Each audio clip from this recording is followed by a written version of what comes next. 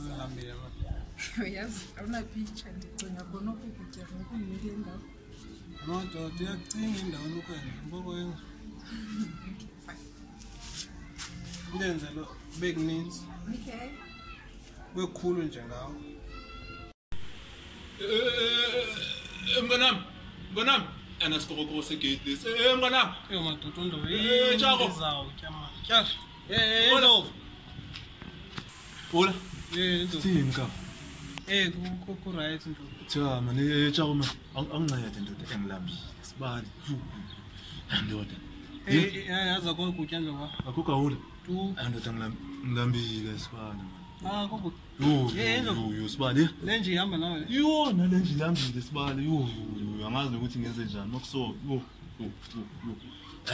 ndoda Yo Ndlovu yaza kukuya. akawune papanyana ezole lena ndoda yesele Ndlovu kamamela lapha lengoma. Kungoma engifuna ukumamelisa.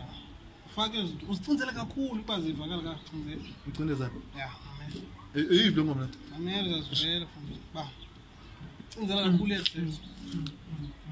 ndoda yo Baby ndithi ungezi nokokutya ungabe saphuma nako kuNdlovu lapha. Akuxelela mba ungabe saphuma nako kokutya.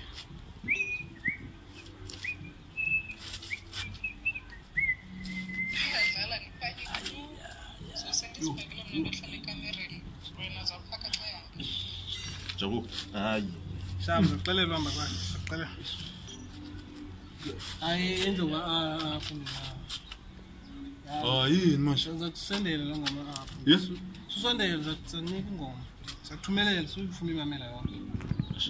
Into yazi ndine enhloko ufuna ulala. ndoda nyavaya ne Uyam? yeah Yes. Yes. Yes. Aso dibana late ndi. izuka Sharp ndi. Ndinhloko man ngifuna ulala nami. sure Sharp nje. Sharp. sure